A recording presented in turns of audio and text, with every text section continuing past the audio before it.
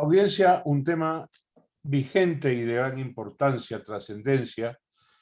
Todavía le está costando a este tema penetrar en la conciencia de toda la sociedad, porque claro, sus inicios eran diferentes a los medicinales y desde luego, por supuesto, frente a ello o a aquello, se fue edificando una gran cantidad de prejuicios. Van a sorprenderse de que vamos a tratar con el doctor Julio Vicencio. Julio Vicencio es miembro del centro MACU, perdónenme, pronuncio mal, Mayo. Entonces, con él vamos a hablar del cannabis en su versión medicinal. El cannabis es, pues, como sabemos, la marihuana, el tetrahidrocannabinol, pero hoy vamos a hablar del cannabis medicinal. Julio, te doy una cordial bienvenida y gracias por aceptar la entrevista. Muy buen tiempo con todos. Muchas gracias por la entrevista y para mí es un gusto poder explicar y contar un poquito al respecto de lo que es el cannabis medicinal. Bueno, vamos a este primer contenido, no la historia, no el atrás, no tiene sentido, sino esta versión, el cannabis medicinal. La primera pregunta que te hago es, ¿en qué se diferencia del cannabis recreativo o alucinógeno? Bueno, comúnmente como se conoce en medicina, ya si nos remontamos a Paracelsus, padre de la homotoxicología, él nos decía que un veneno puede ser tu remedio o tu remedio puede convertirse en un veneno. Todo depende de la dosis que tú administras cualquier sustancia en la que difiere si es que es un veneno o un remedio. Entonces, ya con esos antecedentes, nosotros nos damos cuenta que si bien el cannabis es una planta que tiene muchos compuestos cannabinoides, y además hay muchas patologías para tratar. Entonces, como la planta tiene muchos compuestos y hay varios tipos de patología, nosotros podemos ocupar muchos de los compuestos de la planta del cannabis para poder ayudar a paliar cierto tipo de condición patológica. En este caso, estamos hablando de más de 140 compuestos fitocannabinoides registrados hasta la fecha que tienen una interacción en nuestro organismo en varios sistemas fisiológicos del cuerpo humano. Me dejaste inquieto por algo. Mencionaste como uno de los primeros médicos científicos que había citado que la enfermedad, los males se curan con sus propias dosis, ¿no es cierto? En proporciones realmente infinitesimales. De eso habla la homeopatía. Y la pregunta que te hago es, ¿me estás hablando de Celso, Paracelso o Paracelso, que realmente se llamaba Bombatus Freotastus Heinemann? ¿A quién te Exactamente. refieres? Suizo, al suizo Paracelsus. La Suiza alemana. Justo, sí, suizo alemán. Sí, él nos dice que difiere, ¿no es cierto? Entonces todo está a la dosis. Y un ejemplo, si yo me tomo 20 litros de agua de una sola, pues ahí va, si me tomo yo 20 litros de agua de una sola, pues me puede dar hidrocefalia, ¿no? Entonces ahí difiere de que una sustancia puede ser benéfica, pero si es que tú le mal usas, puede convertirse en tóxica.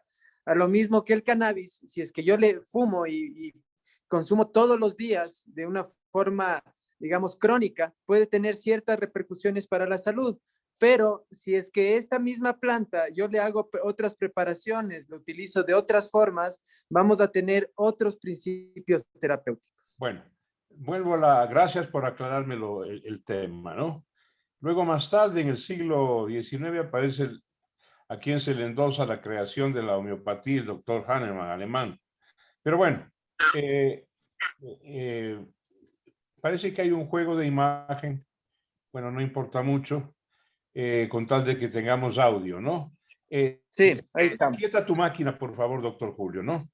No, sí, no esto toques no tu tengo un poco de máquina. problemas porque se conectan ahí otros mensajes y cosas y me saca de la esta. Vamos a continuar, pero no me has contestado la pregunta de si el cannabis medicinal tiene alguno, aunque sea hablemos del número de Avogadro, a la menos 16, ¿no es cierto?, del alucinógeno original. A ver, si es que hablamos de homeopatía, nosotros estamos hablando de que puede haber divisiones y subdivisiones y quizás trazas de cierto compuesto THC, ¿ya? Pero hay genéticas actualmente que tienen 0%, 0.00% de THC. Entonces, eso quiere decir que en el cannabis nosotros tenemos muchos tipos de genéticas, tenemos más de 3.000 genéticas, de las cuales nosotros podemos extraer más de 130 compuestos fitocannabinoides. Y de ahí depende de qué vamos a usar, digamos en el cáncer. En el cáncer se utiliza el THC, con excelentes resultados para paliar el dolor y para ayudar al tema este del vómito y los efectos secundarios que puede tener las quimioterapias. Entonces, la pregunta que te hago es, el cannabis medicinal no te ataca, no elimina, no abole el mal, la enfermedad, sino sus síntomas, como por ejemplo el dolor, que es realmente la confrontación más grande del ser humano. ¿De qué se trata? Ya, bueno, el cannabis, a nosotros en el año 1990 descubrimos este sistema endocannabinoide, lo que quiere decir que nosotros en nuestro cuerpo generamos cannabinoides. Entonces, uno de ellos se llama la anandamida y el 2-AG. Entonces, este descubrimiento en realidad es muy relevante porque se logra descubrir que tiene una gran influencia sobre varios sistemas fisiológicos humanos, como el sistema digestivo, el sistema respiratorio, el sistema cardíaco, entre otro tipo de sistemas, hasta el sistema reproductivo, inclusive tiene un vínculo directo con el sistema endógeno cannabinoide. Y lo que se logra con los cannabinoides es potencializar o actuar bajo ciertas dianas terapéuticas que tiene el sistema propio endocannabinoide de nuestro cuerpo y tratar de, digamos, de reprogramar o quizás de reseñalar esta conducción a nivel del sistema endocannabinoide. Muy bien explicado y gracias, Julio Vicencio, doctor. Quiero preguntarte a continuación entonces lo siguiente. Pasemos a la ingesta del cannabis medicinal. ¿Cuál es la vía de entrada, de penetración al organismo humano? Bueno, en la parte médica, primeramente, nosotros nunca recomendamos lo que es fumar, ¿no? Entonces, nosotros ocupamos la vía oral, que es la vía más segura, o la vía sublingual también.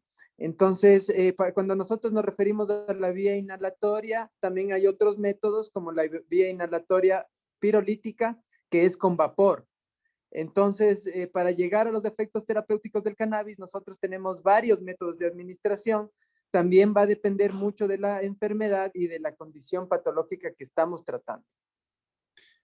De tal manera que se está convirtiendo para ustedes los médicos en una genuina y además compleja especialidad, ¿no?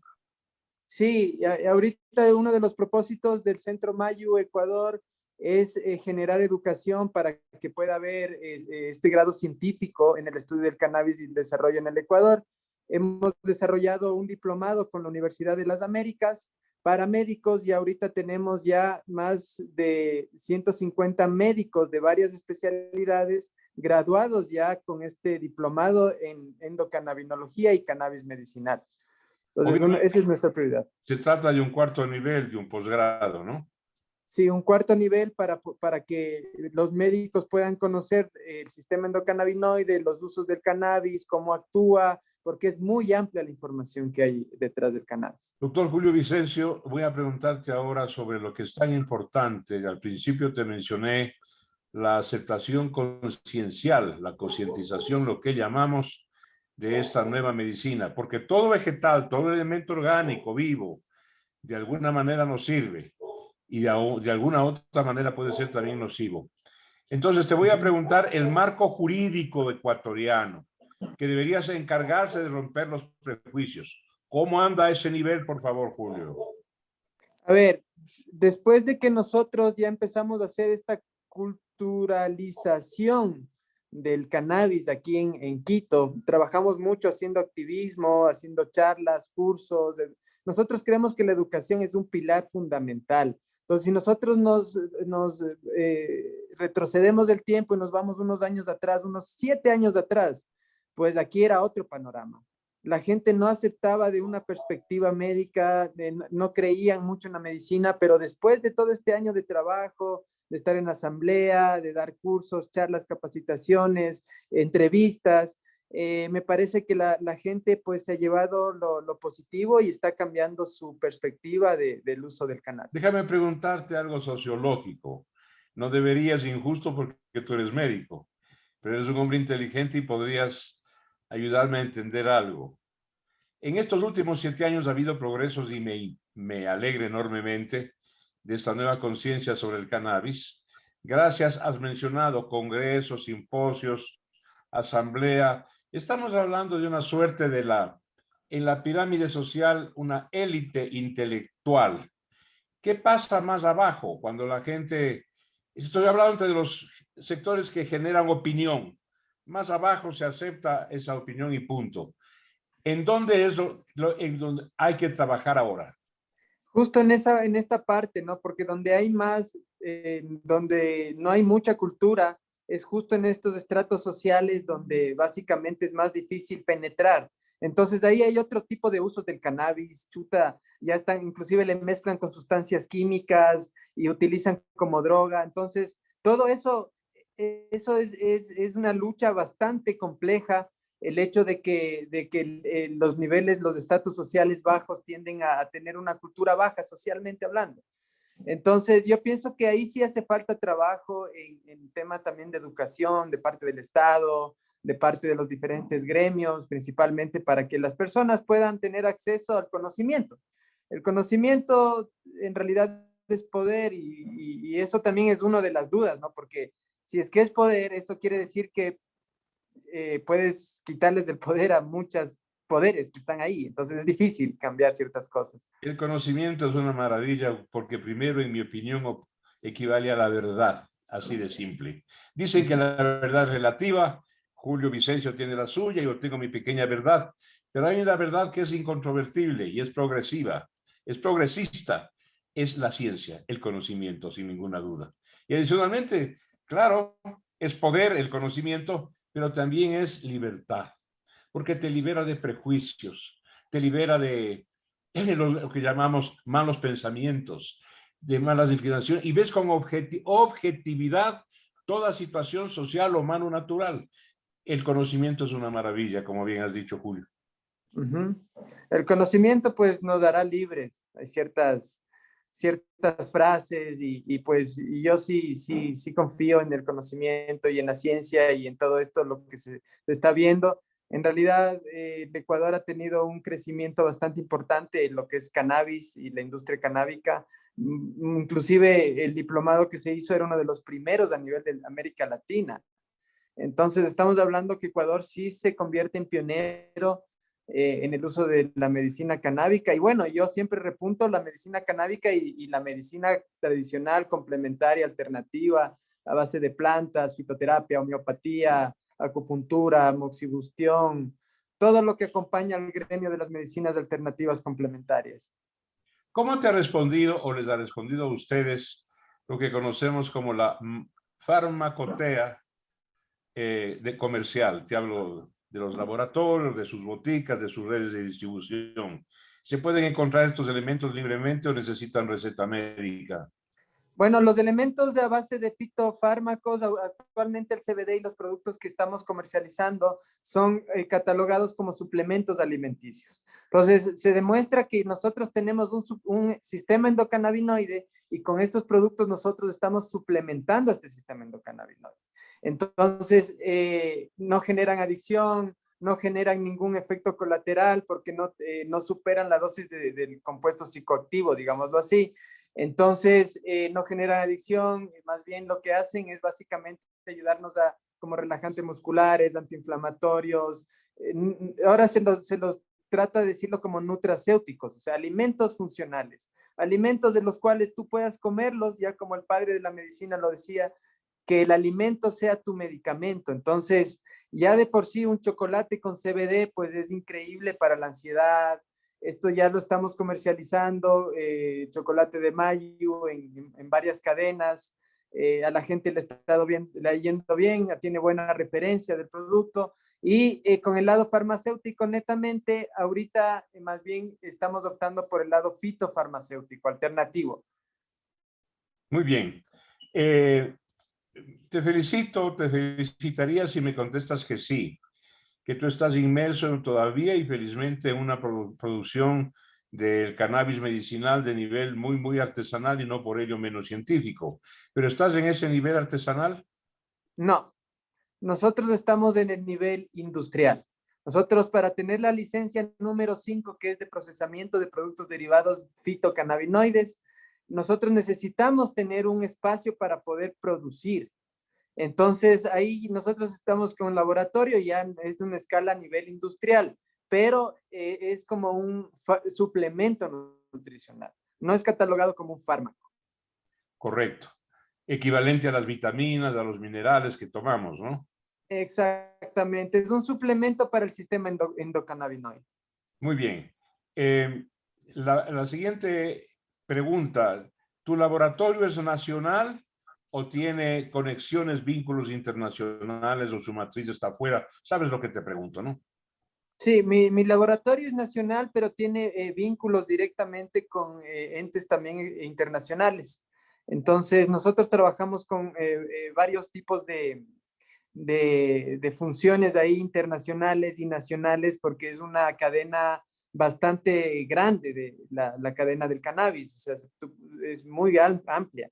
Entonces, hay muchas ramas especializadas en cada uno de los procesos de producción. Muy, muy bien. Quiero que me desasnes. Yo tomé contacto intelectual con la marihuana, no físico, hace más o menos unos 60 años, y ahí leí en varias publicaciones iniciales del compuesto químico básico, el ADN de la marihuana, y yo leía varias veces esta palabra, Julio, doctor Julio, quiero que me ayudes a dilucidar. Leía ácido tetrahidrocannabinol. Sabemos que los ácidos tienen un componente hidrógeno, no es un potencial hidrógeno el ácido. La pregunta concreta, ¿el cannabis, la marihuana, es ácido o es álcalis? No, estamos hablando de dos moléculas. Una molécula precursora, que es el tetrahidrocannabinol ácido, y cuando esta molécula se descarboxila, se hace tetrahidrocannabinol de la forma activa. Pero en el cannabis podríamos nosotros ocupar las dos moléculas. La una es psicoactiva y la otra no es psicoactiva. La forma ácida no es psicoactiva y la forma descarboxilada es psicoactiva, hablando del THC, o psicotrópica. Muy concretamente, si alguien oye hablar de ácido tetrahidrocannabinol, ¿está en lo correcto o está errado? Está en lo correcto, porque los precursores cannabinoides antes son ácidos, son cannabinoides ácidos. Después, cuando se procede el proceso de descarboxilación, se procede a elaborar los cannabinoides activos, digamos, que ya no son ácidos. Muchas gracias, Julio. Finalmente, quiero pedirte de favor que nos ubiques, te localices, dónde se te encuentra, cuáles o son los principales productos que se pueden conseguir contigo. Bueno, nosotros estamos ubicados en Ashiris y Eloy Alfaro, edificio Parque Central, consultorio en el piso 6, 604. Tenemos varios productos y sobre todo terapias alternativas complementarias para muchos tipos de patologías. Nosotros estamos especializados principalmente en el mal del siglo XXI, que es el estrés, es la tensión, la depresión, trastorno de ansiedad.